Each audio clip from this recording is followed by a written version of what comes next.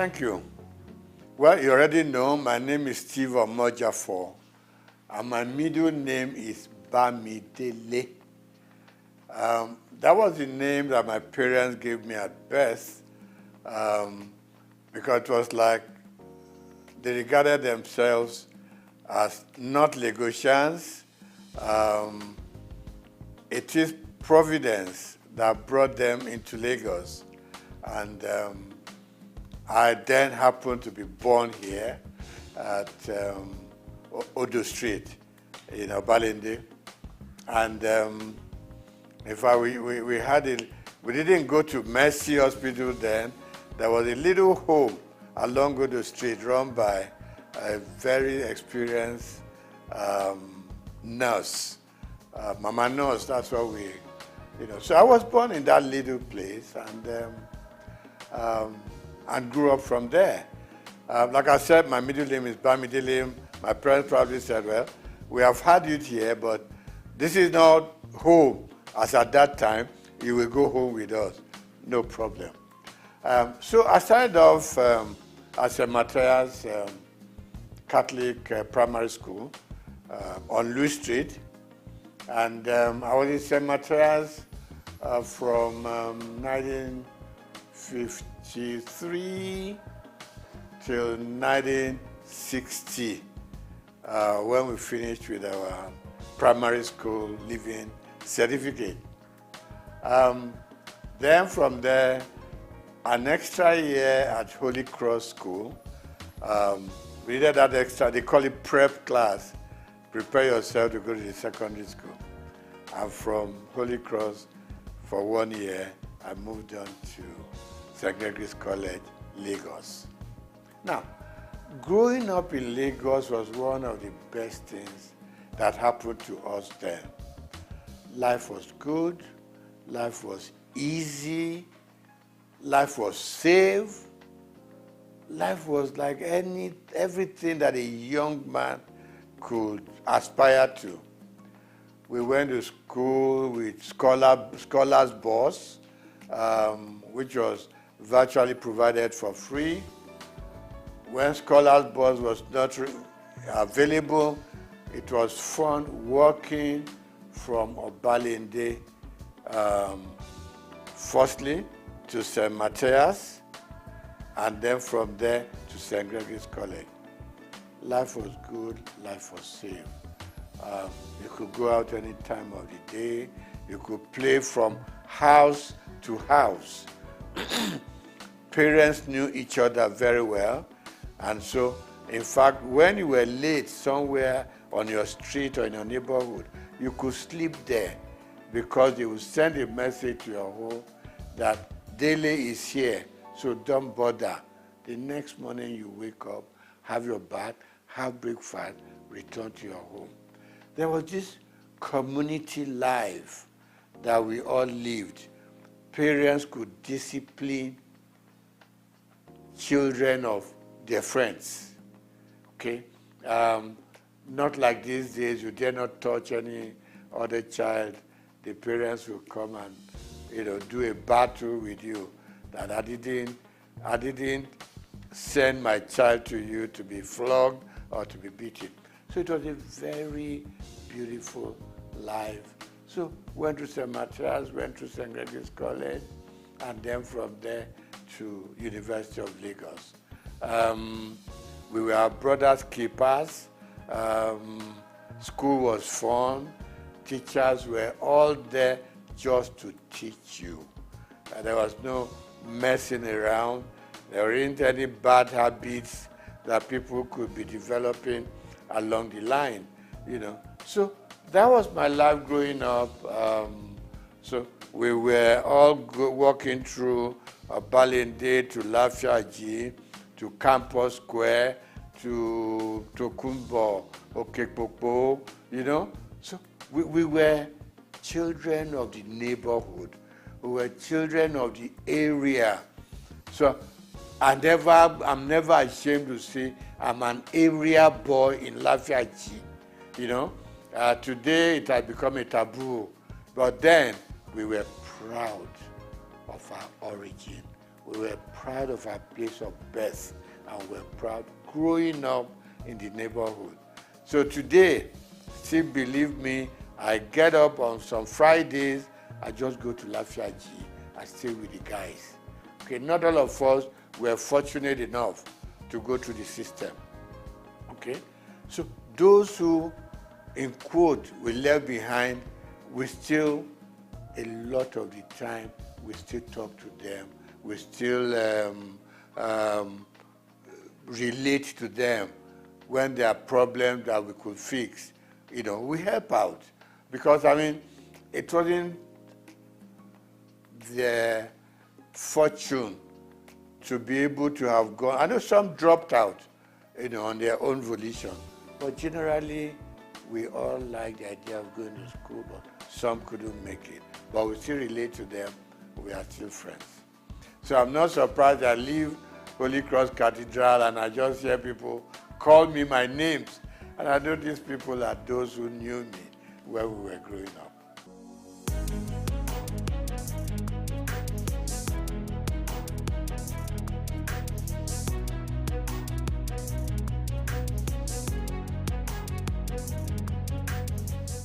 Let me start by saying that even at secondary school, I read a lot.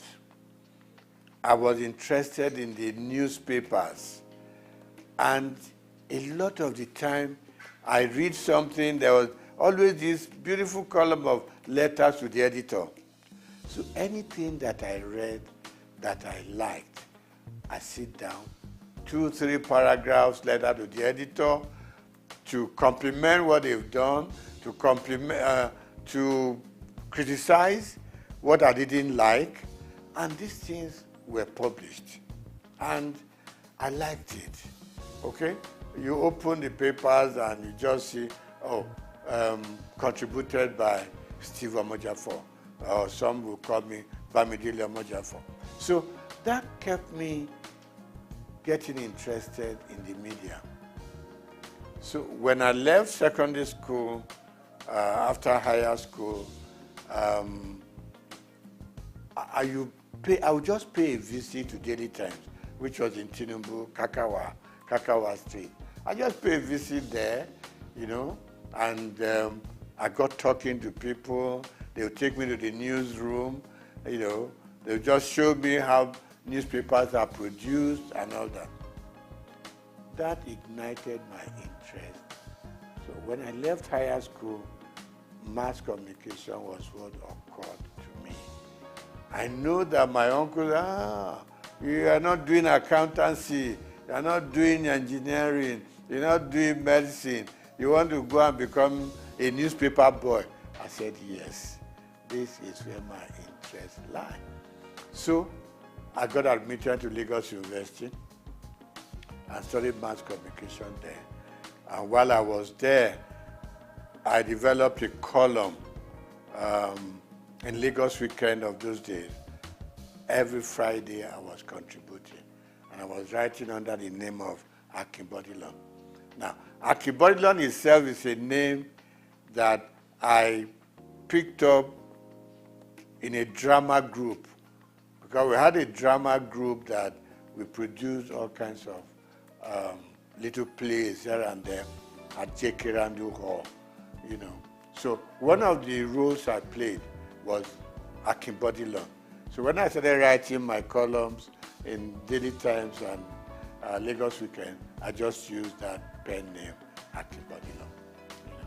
So I did the program and I started writing for Daily Times campus news, things that happened during elections, battle between the male and female, problems with the tutors and everything. So it became a very regular program. In fact, I inherited the program from late Ladipo Ogunsawo, you know, who was my boss in the Daily Times. So I did that program for 3 years, became very popular. It got to a point, Vice Chancellor would call me to say, there's a little thing going on in the university. I hope you have covered it for your paper. And I said, I'm not even employed there. I'm just writing, So I left University of Lagos, had all kinds of jobs that one could do, but I headed for Daily Times because I just had developed a path for myself, and that is journalism. Okay, so while in the Daily Times, worked with Lagos Weekend, went to Daily Times proper and worked there. I was a columnist, I was a sub-editor, and also a reporter. Combined everything. So that was where my interest grew, and it was very painful when I had to leave the Daily Times organization. And what did I go to? Linters, advertising. When I walked into Linters, and I said to the chairman managing director, and I said, I want a job. I said, just like that? I said, yes, sir. Then it was easy to communicate with people. We're not too many, so they listen to you. So he said, what are you doing? I said, I'm a sub-editor at the Daily Times. So why are you coming to advertising? I want to broaden my space. I want to broaden my experiences. It took about 3 months, and I got a job in Linters. And I remember Alhaji Babatunde Joseph, when I was going to leave, said, look, Steve, where are you going? I said, I'm going to Linters. I said, well, we do the same thing. They package programs commercially. Here we do our papers and we go sell, So I said, okay, sir, let me just go gather some experience at Linters. And Linters and Daily Times were just 5 minutes walk from each other. And I said, sir, if the editor needs me for anything, trust me, I will spend my time and money, do write-ups for Daily Times. So I was like working in advertising and still writing for the Daily Times, So that was my life. From Linters, we set up our own company, known as Roosevelt Advertising Limited. And Roosevelt, was formed by 3 partners, two friends of mine. 3 of us were at Lagos University at the same mass comm department. So we came out, and I left Daily Times to set up Roosevelt. One of my partners left Cadbury to join us, and Akiodusi left Admark, another advertising company. So 3 of us came together and we set up Roosevelt. We call ourselves second generation agencies because before then we were the Ogilvy, the Linters, Grant Advertising, and so on. So we set up a small shop in Surulere, and it grew beyond our own imaginations. From Roosevelt, we set up a second line agency called McCann, STB McCann. Got affiliated to a company in America, McCann Erickson. So that was how it all went on. Now, I didn't do banking, and I didn't work as a banker. The interesting story is that one day, while still at Roosevelt, STB McCann then, I got a phone call from somebody I've never met before. And I picked up the call. He said, my name is ABC, blah, blah, blah. And he said, the managing director of Zenith Bank wants to talk to me. So I said, no, there's no problem. I know I'm not owing any bank and all that. He said, no. He just wants to talk to you. So I picked up, he picked up the line and said, my name is this. And I said, my name is this. He said, can we meet? I So I said, she no problem. He said, no. So we agreed to meet. And it got to be that he wanted to appoint a couple of directors for the bank before they went public. And what I said to him was, I'm not a banker. I didn't study finance or economics. He said, no. What I want from you is your name and your integrity. Nothing beyond that. So that was the beginning of the story. So I got onto the board, and I learned a lot. You know, I'm somebody who doesn't get to a place and I want to show them what I know or what I don't know. You could make a fool of yourself sometimes. So for me, like the first 6 months or 1 year was just go to the meeting, listen to them, know where they are coming from, know what the focus is, and know what the expectations are. So I picked it up from there, and gradually I got into the system. Of course, naturally, buy some books on banking, finance, just read, you know, so at least you know how the banks are operating. I've always been a customer of the banks in a very small scale, and all I did was follow the banking trend. You know, there weren't too many banks in Nigeria at that point in time, but I followed through, and that was it.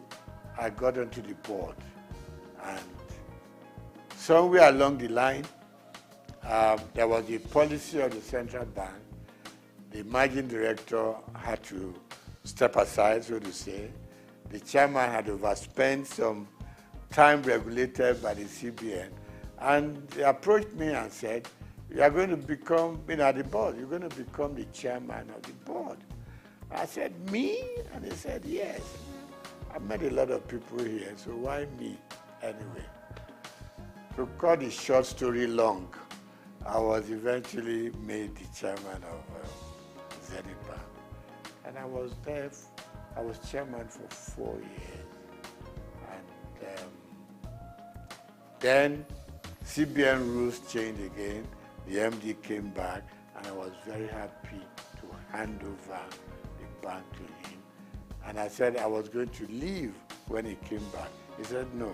Statutorily, as he had 2 more years on the board, that no, you got to stay and live out your time. And then, so I did. And after 12 years, I eventually bowed out from the bank and then returned full time to my own job, which I've been known for, and that is the media world. Okay, so I get invited for interviews, for programs here and there. Like you said, it's always a good thing. You have something you have learned over the years, you want to impact it on the younger ones, who are coming. I mean, my first son, for instance, went through the media scene, now in advertising, and I go on encouraging them. I retired from active day-to-day operations about almost 15 years ago, but I'm still keeping pace with what is going on around me.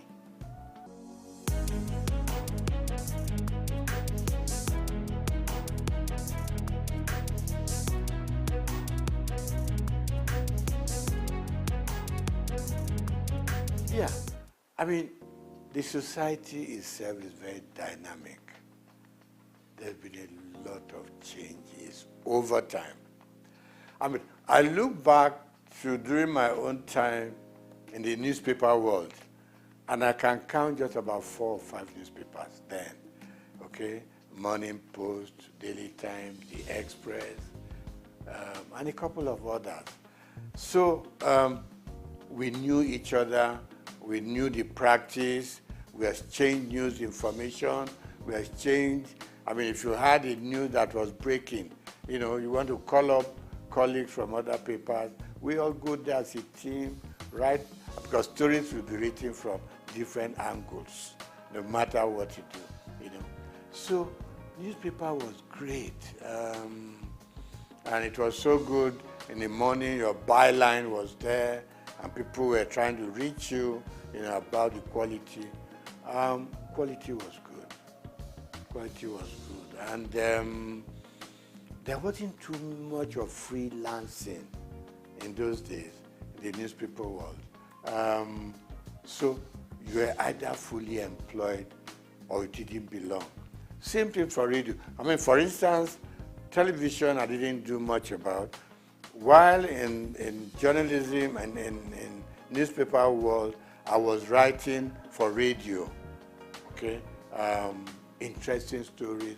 I had there was a name to this program, the Oddities, Odd World. So we were picking up things that were odd. People that didn't imagine what they were. It's not something that was very common. So we went on doing that. So newspapers were growing, radio was growing, television was growing, and out-of-home media was also growing. And talk about the dynamism of the system. Suddenly,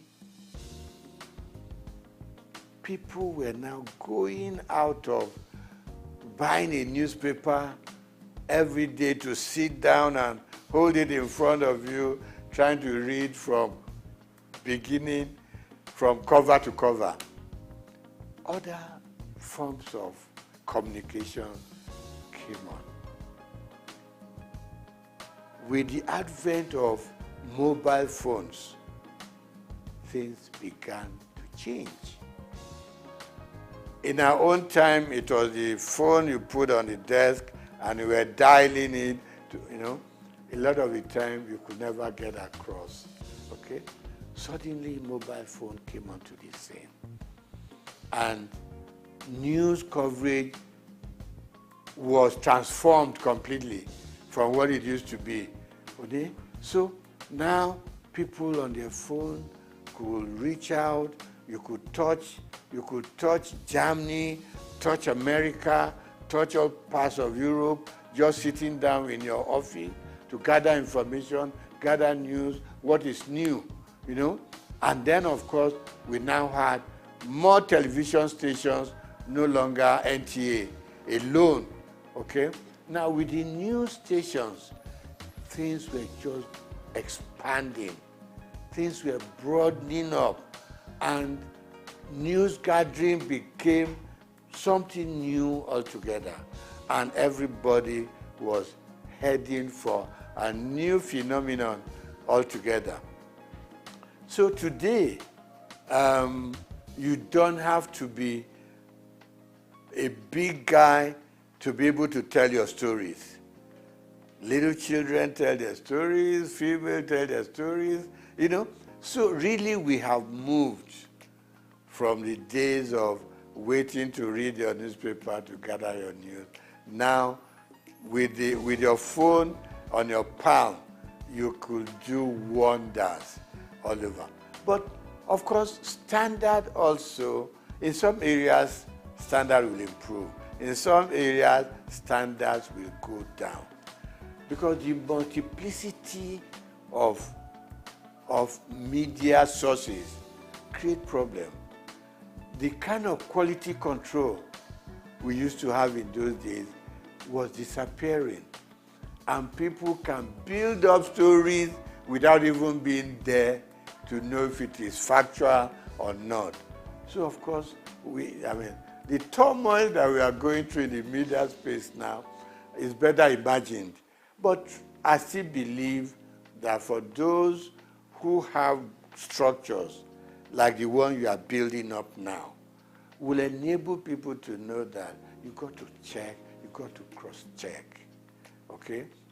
We have laws that control what we say, what you do, what you publish. Of course, they are not as rigid as they should be, So in terms of content these days, you have to ensure that you check your facts before you can believe, what they are saying or make any sense out of them. So really it has become all commerce affair. And this is not going to be the end. The explosion is going to continue. Maybe in a few years to come, we're going to have a stronger media control than what we have now. I mean, people are building content. You go on YouTube, you go on all kinds of media, and you are getting all kinds. What you hear from your WhatsApp is different from what you're going to get in your YouTube. You go to Instagram. People are selling themselves with all kinds of stories. So really, for me, we've gone through the era of sanity in the media, and I hate to say, we've gone into the era where anything you can think of, say it, write it, do it. And for the consumers, it's like you either take it or you leave it. But it's good that we can now reach out much, much widely. I mean, thanks to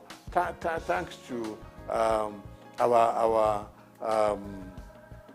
mobile news. I mean, you talk to people in any village in Nigeria, and suddenly one thing that didn't grab us so early was you open up your Google map, and you don't have to stop people on the street anymore. Show me where I'm going. Just go to the app, and it leads you to the front of the house you are going to. So we have a lot of improvements, and I think it's going to be improving some more. All we just need to watch is to ensure that we remain truthful and we remain factual, so that we don't mislead people on the street, particularly people in the rural areas. One day you just see everybody running helter-skelter because somebody posted in news that is not correct. So we need to watch that and put some more control. But I like the growth in the media space.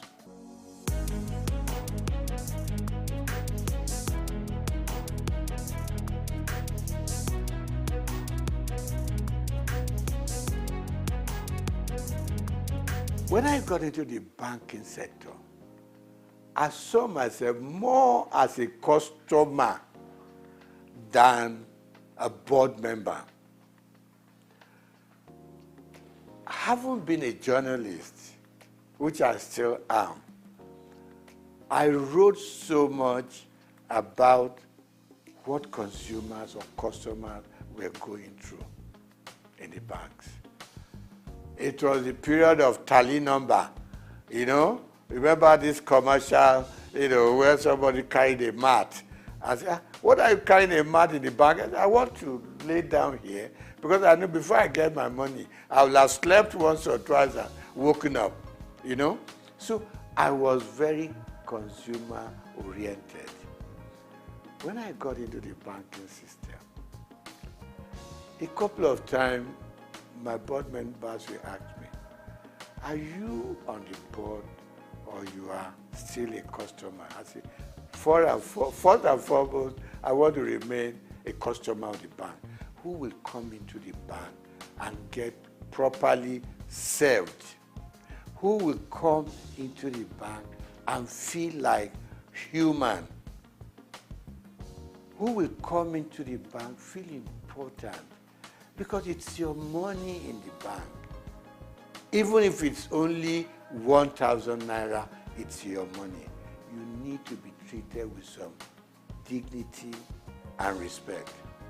And that was my mentality that I took into the board of the bank. I said, listen, I am not too happy the way customers are treated. It is their money, no matter how small. Treat them with respect, treat them with dignity. So they started listening to me after some time. And I said, look, customer service is extremely important. In those good old days, you will hardly hear about customer service in any of the major banks. It wasn't there. But gradually, people started being important. It was more of retail. I mean, yeah, you can deal with the big corporate organizations, but at the same time, it is these poor students, poor market women, you know, people who are out there on the street laboring hard to bring their money. So that was one area I was extremely happy that we developed that area of retail banking and being able to make the consumer the king. Okay? So that was part of it. Then, of course, I said to the bank, I said to them, fine, it is very good to make huge profits, okay? But at the same time, the customers that come in here and from their money we make our profits, let us also consider the kind of interest they get for their deposits. Today, when the banks take your money to deposit, okay? No. When you go to the bank and say, I need assistance, I need a loan, and you tell them, give them all the facts and figures, okay?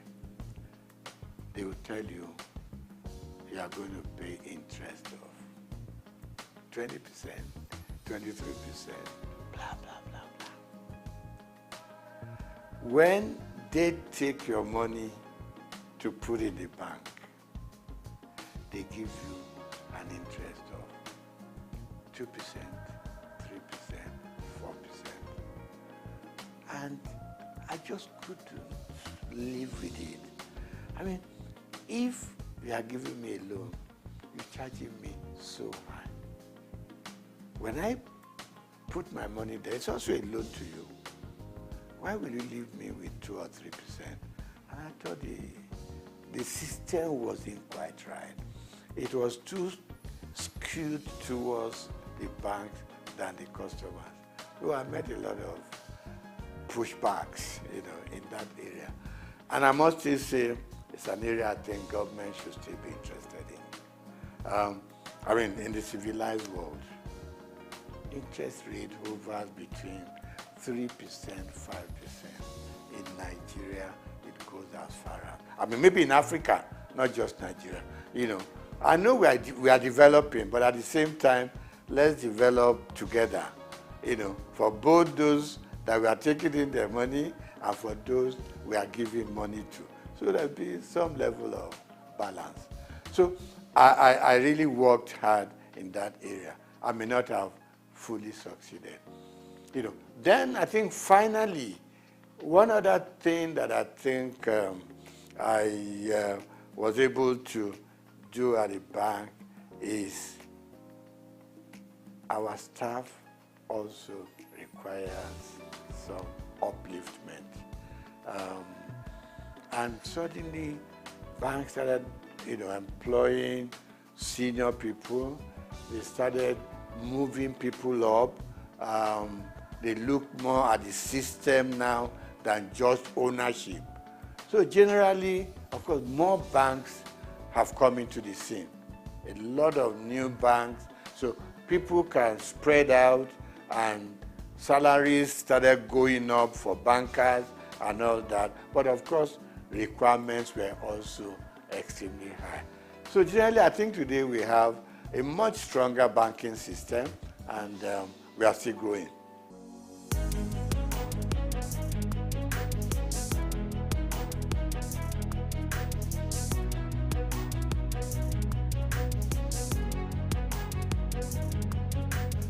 Now, the banks for a long time have been let loose to do whatever they want to do at the disadvantage of customers, like I started off with. Now,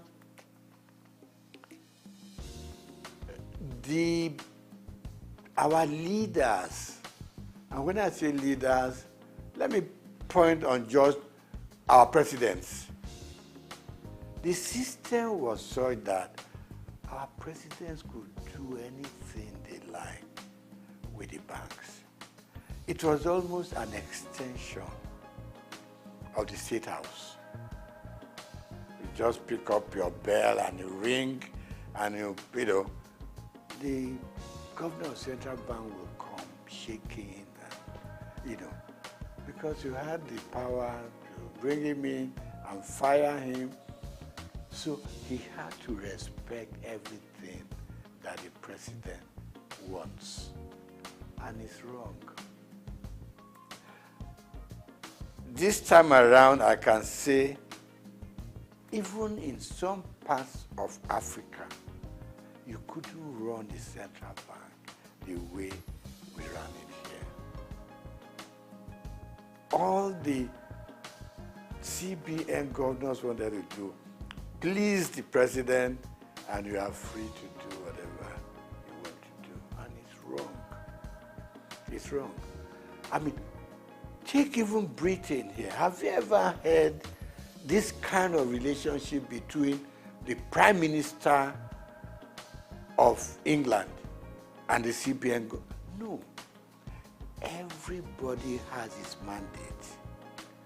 In places, in climes like that, the president doesn't call up the central bank governor.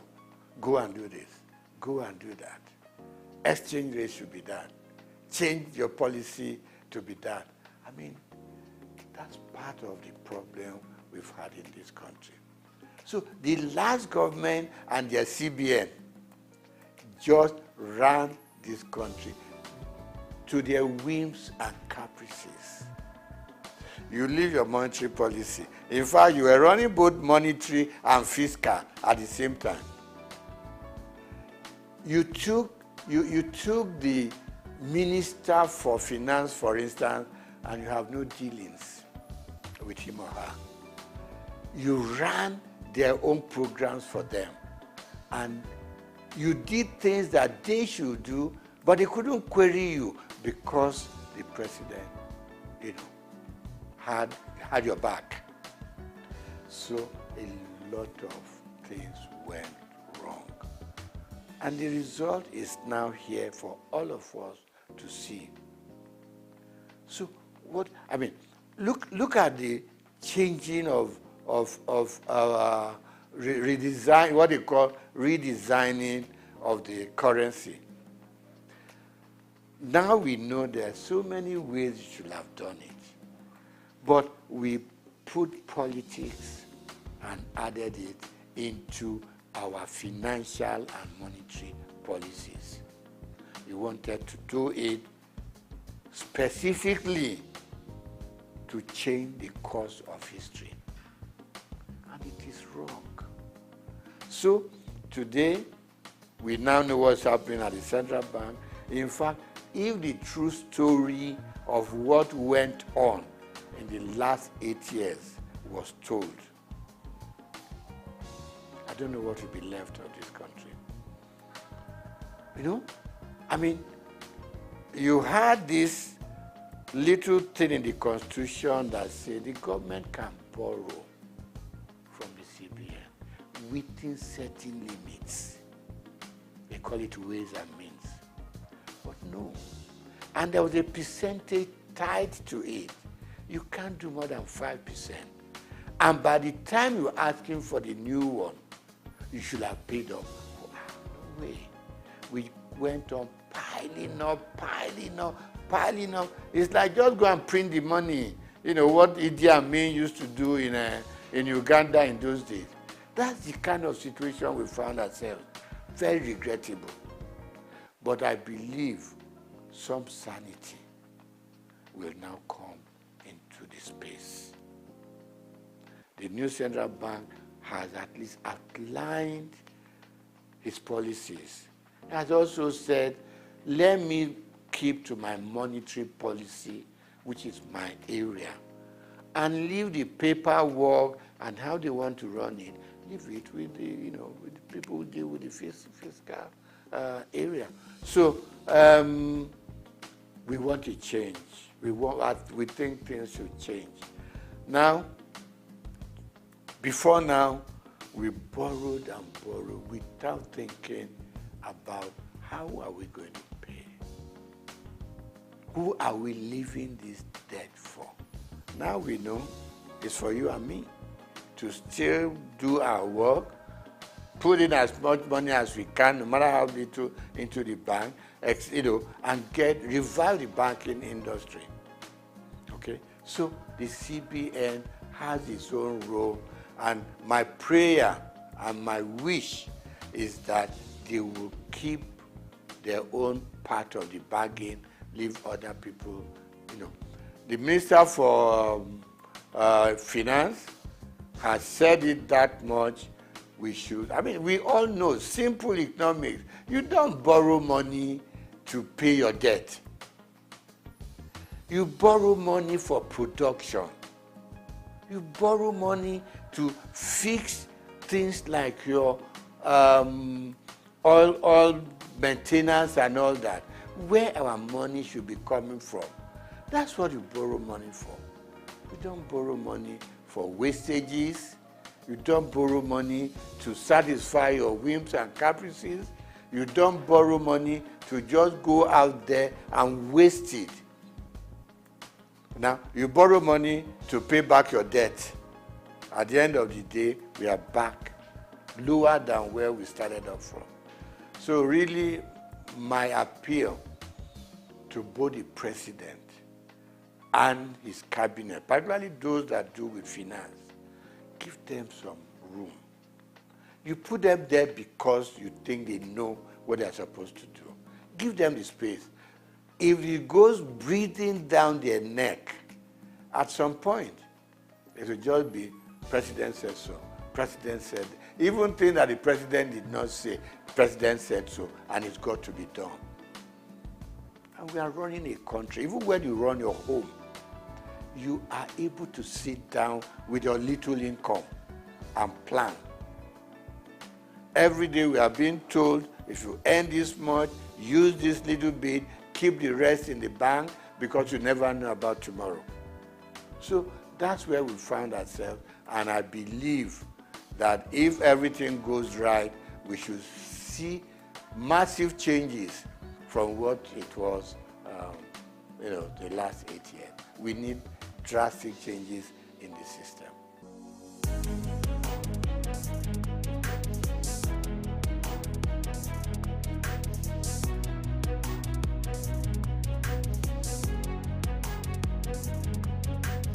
My mom in Abalinde used to say to me, when I want to be lazy, he will make sure you do what she wants you to do, and he will remind you that hard work doesn't kill. It is laziness that turns you into an inconsequential human being with no sense of direction. We grew up learning hard work, both in school and out of school. I, for instance, hawked on the streets of Lagos with my mom. You leave St. Gregory's College, now not primary school, St. Gregory's College. You come back. My mother was a textile seller. Got it, probably went to Balogun, pick up. When I come back from school after my lunch, get a basket full of cloth, which I put on my head, and we go from street to street. My mother is carrying her tape rule and another measurement stick, and we'll go around Obalinde, Igboshere, Bamboshe, Oshodi, and we were selling. From there, she graduated to owning a shop in Balogun. When I leave school, I was her accountant, so to say, bookkeeper. all the things they've sold. I make, keep the records and everything. I helped her take the money to the bank. It was Barclays Bank. What was it called then? Yeah, Barclays Bank, before it became Union Bank in Balogun. So I have learned how to trade. I've learned how to make money. I've learned how to deal with customers. Plus that, I was also a bread seller. Somewhere along Strachan Street off Ibochire, there was a big bakery owned by the Lawson family. To be able to get enough bread, you got to get there between 5 and 6 in the morning. Okay? So let me cut it short. We learned to work hard. And that working hard continued with us up till where we are today. We also were very straight-minded in terms of what we wanted to be. We played pranks, so we went out to play football, we went out to, to play with the girls and everything. But at the end of the day, you returned home. And our parents didn't spare the rod. They didn't. You came back later than as expected to. They would lie you on the floor and dealt with you. So the combination of the kind of upbringing and the kind of training we went through home probably kept us where we are. And like I said to you before we started the interview, you knew that if you finish your primary school, secondary school is the next thing. If you finish secondary school, you don't know what... My name is Dr. Juliet. My name is Etemere Glover. Naomi, well done, and shout out to Souq News. Shout out to Souq News. I want to encourage everyone to keep watching Souq News. Shout out to Souq News, and yes, tune into them. Keep watching Souq News. They are one in town. Hey, we're watching Souq News. Keep watching Souq News. Keep watching Souq News. Catch them on YouTube and all social media channels. Hey, my name is Frank Edowo, and I'm imploring you. No, forget that. I am forcing you, coercing you to always stay tuned to Souq News for